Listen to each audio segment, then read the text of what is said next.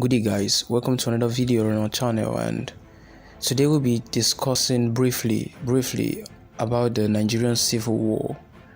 That's the Biafrain War. And before I begin, please, if you haven't subscribed to our channel, please do hit the subscribe button down, turn on post notifications so you can see all our videos once we put them up, and don't forget to like this video and leave a comment for us. The Nigerian Civil War, also known as the Nigerian Biafrain War, was a 3-year bloody conflict with a death toll numbering more than 1 million people, having commenced 7 years after Nigeria gained independence from Britain. The war began with the secession of the southeastern region of the nation on May 30, 1967, when it declared itself the Independent Republic of Biafra. The ensuing battles, as well publicized human suffering, prompted international outrage and intervention. Carved out of the west of Africa by Britain without regard for pre-existing ethnic, cultural, and linguistic division, Nigeria has often experienced an uncertain peace following decades of ethnic tension in colonial Nigeria.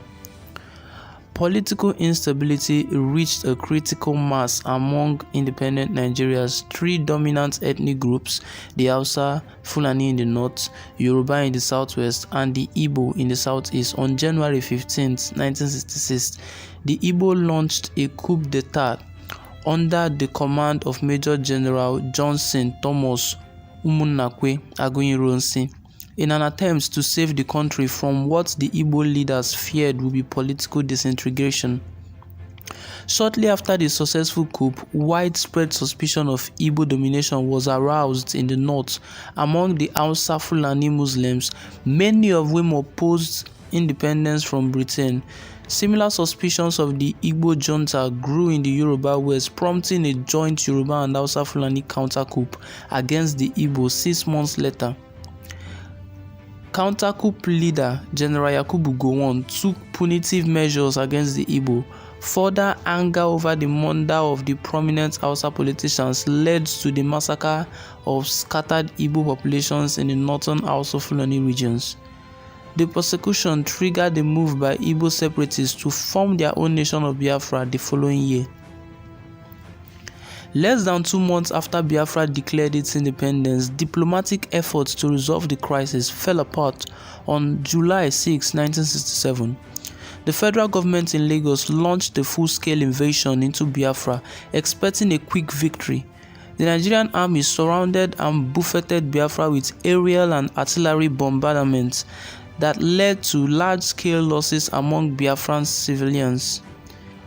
The command was divided into 2 brigades with 3 battalions each. The 1st Brigade advanced on the axis Ogugu, Ogunga, Nsukka Road, while the 2nd Brigade advanced on the axis Gakem, Ubudu, Oguja Road. By 10 July 1967, it had conquered all the assigned territories. By 12 July, the 2nd Brigade had captured Gakem, Ugudu, and Oguja. To assist Nigeria, Egypt sent 6 bombers flown by Egypt's air crews.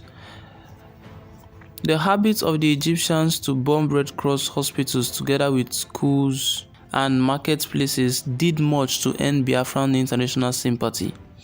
Enugu became the hub of successions and rebellion, and the Nigerian government believed that once Enugu was captured, the drive for succession would end.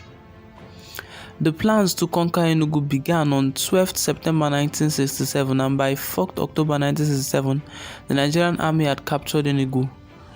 Nigerian soldiers under Murtala Mohammed carried out a mass killing of 700 civilians when they captured Asaba on the River Niger. The Nigerians were repulsed 3 times as they attempted to cross the River Niger during the October, resulting in the loss of thousands of troops. The first attempt by the 2nd Infantry Division on 12 October to cross the Niger from the town of Asaba to the Biafran city of Onitsha coast, over 5,000 soldiers of the Nigerian army were killed, wounded, or captured. 17th to 20th of October 1967 was a military conflict between Nigerian and Biafran military forces. On 17 October 1967, Nigerians invaded Calabar led by the Black Scorpion, Benjamin Adekunle, while the Biafrans were led by Colonel Owu Ogi, who was responsible for controlling the area between Calabar and Opopo.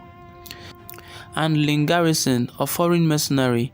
The Biafrans came under immediate fire from the water and the air. For the next 2 days, Biafran stations and military supplies were bombarded by the Nigerian Air Force. That same day, Lin Garrison reached Calabar but came under immediate fire by federal troops. By 20th October, Garrison's forces withdrew from the battle, while Colonel Ogi officially surrendered to General Adekunle on 19th May 1968. Port Harcourt was captured also. With the capture of Enugu, Bonny, Calabar, and Port Harcourt, the outside world was left in no doubt of the federal supremacy in the war. Biafran propaganda always blamed military defeat on saboteurs.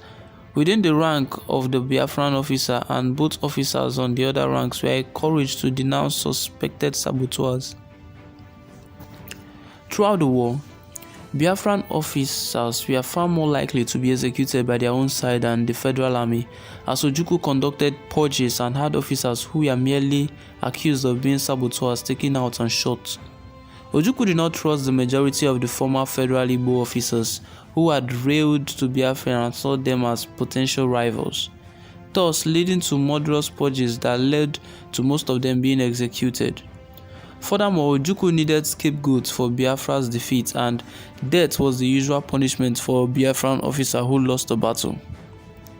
Out of a fear of coup, Ojukwu created several units such as the S Brigade, commanded by himself, and the 4th Commando Brigade, commanded by the German mercenary Rolf Steiner, that existed outside of the regular chain of the command. Barua wrote that Ojukwu's leadership, especially his frequent executions of his own officer, had a disastrous impact on the morale of the Biafran officer corps. The execution of officers also made it difficult for the Biafran officers to acquire the necessary experience to conduct military operations successfully, as Barua noted that the Biafran army lacked both the continuity and the cohesion to learn from the war. Despite the lack of resources and international support, Biafra stood firm, refusing to surrender in the face of overwhelming Nigerian military superiority. The Nigerian army, however, continued to slowly take territory, and on January 15, 1970, Biafra surrendered when its military commander, General Chukwuemeka Odumegwu Ojukwu, fled to Cote d'Ivoire during the Civil War. The following people were commanders and leaders in the war.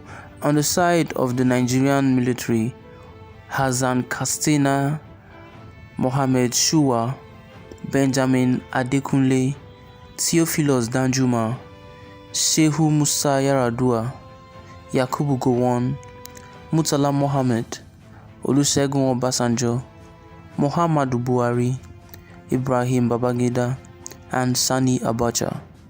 Now on the side of the Republic of Biafra, Odumegwu Ojukwu, Philip Effiong, Rolf Steiner, Jan Zumbach, Lin Garrison, Taffy Williams, Victor Banjo, Obuogo Kalu, Joseph Achuzie, Timothy Onwatuegu.